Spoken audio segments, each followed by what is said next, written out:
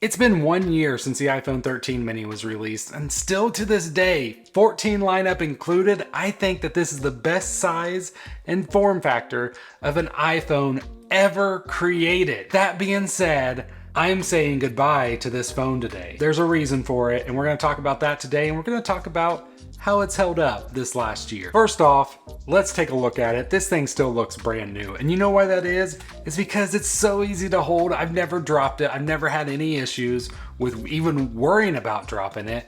And that's why this is one of the best phones Apple has ever made. Still know what you're thinking. You're thinking, yeah, it's great to hold, but the battery life is horrible. And I'm sure based on the 12 mini, it's been a year now. At 10 months with the 12 mini, my battery health was down to like 87%. So how's the 13 mini held up? Pretty happy to say I'm at 93%. And this is pretty average with what I've seen with every other iPhone that I've owned.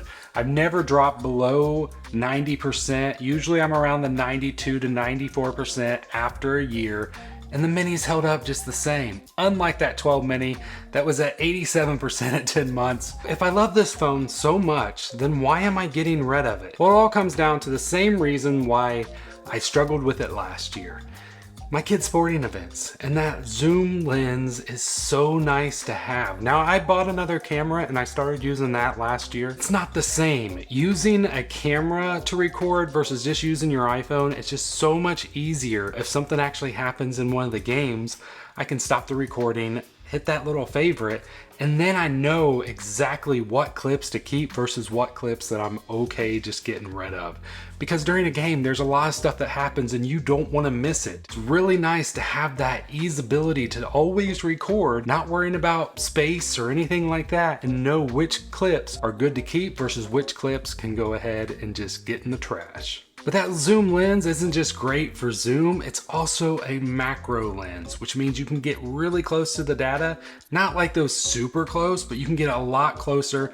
The camera just focuses way better, and I've been using that all the time for my shorts and reels content. I could probably buy a new lens and get my cameras to be able to do that kind of focus, but that's just another issue where my phone can do so much more just with that extra lens. Now, I am still struggling because this phone still fits so good in my hand. And as I hold the 14 Pro, I'm just like, ugh, I don't like the size of this device. Ideally, I would love to see a Pro Mini. I know there's some of you out there that believe the same thing. As of right now, it's not coming back. The rumors were true. It's dead. The best chance we have is the iPhone SE 3? 4. A few moments later. The best chance we have is the iPhone SE 4 being more of this design style. I do feel like Raider! Letting this phone go, which I've never felt before, because I've loved this phone. I've made so much video content on this phone and for this phone. Apple has said goodbye to it, so it's time for me to say goodbye to it as well. And that's why I bought the iPhone 14 Pro.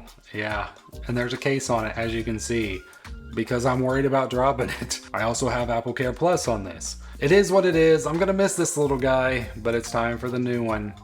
There you have it. I hope you guys have a great rest of your week. I'll see you on the next one. God bless.